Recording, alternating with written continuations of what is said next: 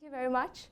Good morning, everyone. I am Keziah, and I am a third-year student studying physics with astrophysics at this lovely university.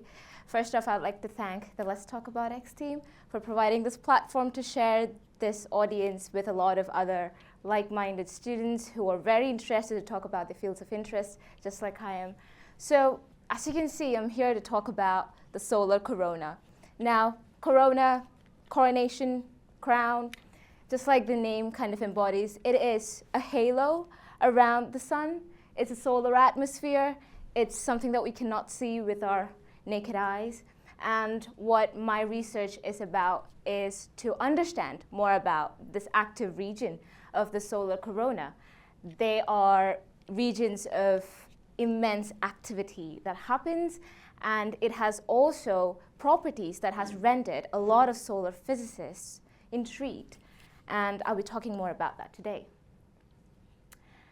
And so, just like most of you, I've always taken sun for granted until recently when I stumbled upon the million-dollar question, which was the coronal heating problem, which appears to have defied the fundamental laws of thermodynamics. And I'll be talking about that in a bit more detail. And my experiment is using the methodology of spectroscopy.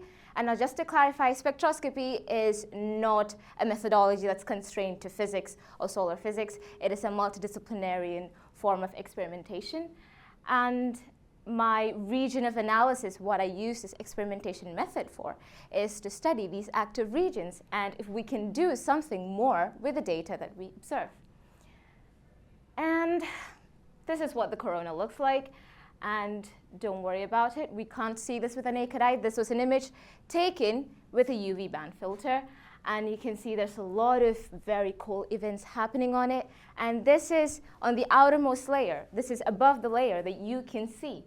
And those regions where it's very high, very bright in color is the active region. And there are places where phenomena such as flares and coronal mass ejections, which seem like very fancy words, but very, very cool things, with just like matter flowing out of the sun surface really happens. And now, why is there a problem? Well, the thing is, this is an atmosphere, and it's the outermost surface, but it is 1,000 times hotter than the surface beneath it. Now, I will show you a clearer picture of what that means. So you can see that's how the sun's structure is as it extends from the core. And you can see the temperature is obviously hottest, the hotter in the core, and it just decreases a bit until it reaches a huge dip in the surface. And that is a topic of interest to a lot of solar physicists today. And what makes it very hard to observe is the fact that the density of the particles, because this is just gas in plasma, and plasma is just charged gas, just particles stripped off of electrons and stuff. And the density is really, really low as it approaches the surface, after the surface. And so that makes it a lot harder to observe because its opacity is really, really low. And with that in mind, we have to understand what else we can do with this problem. How can we observe the sun, basically? And that's where spectroscopy comes in. And unlike how complicated the word sounds, it's nothing but a really cool way to take cool images of the sun in different wavelengths of the radiation that's emitted by the sun. And just to clarify, the sun does not come in all these different colors.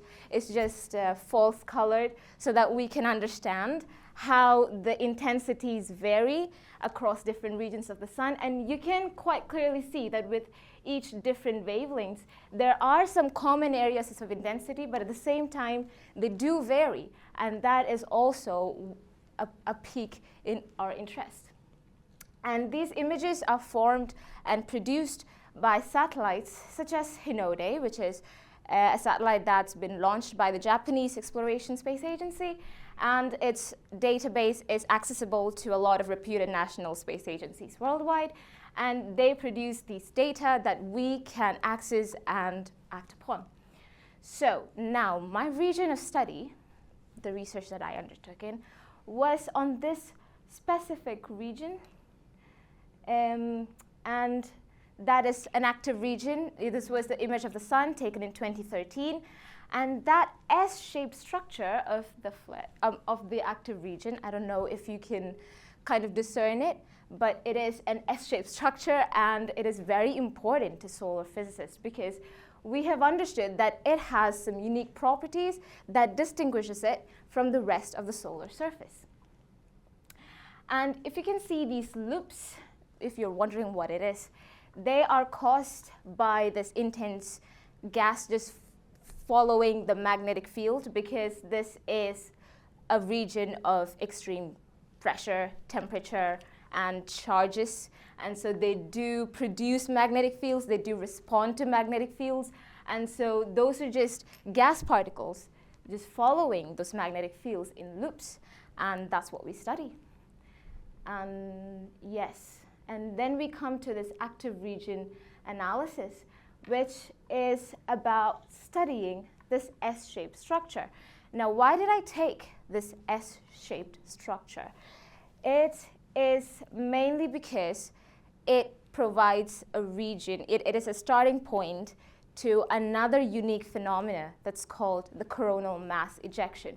Now, that is just a chunk of mass off the sun's surface being erupted due to some very intense parameters just clashing with each other, like the magnetic fields snapping off due to the temperature and the pressure differences that they face on the atmosphere.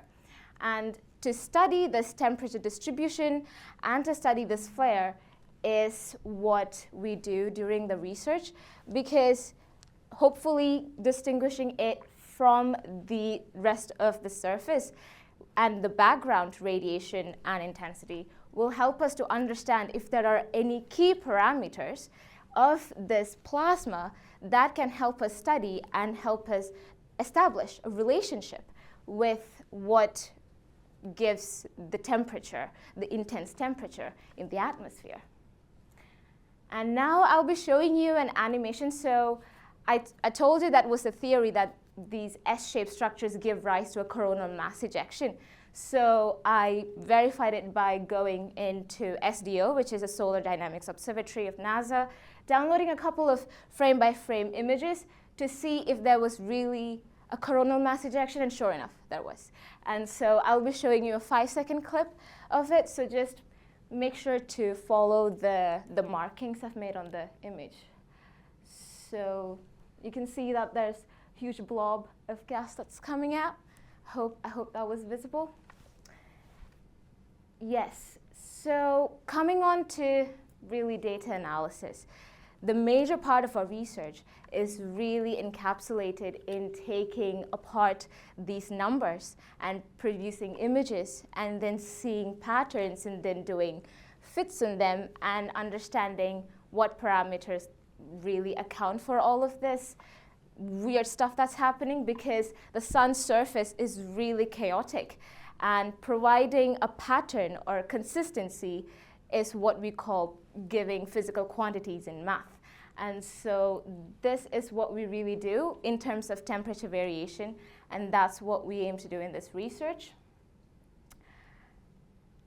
And to really sum it all up, understanding the solar surface and possibly discovering new physics in the process is our best shot at understanding new physics. Maybe we can harness it in the near future when it comes to energy transfer, energy manipulation on Earth. But other than that, that's it, folks. Thank you for listening. I would also like to extend my thanks to my research supervisor, Dr. Sarga Malay, who's a research associate at the University of Glasgow, and also my lovely mentor, Maggie, for spending her time to shape this presentation into a lovely little piece that you all can enjoy today. So.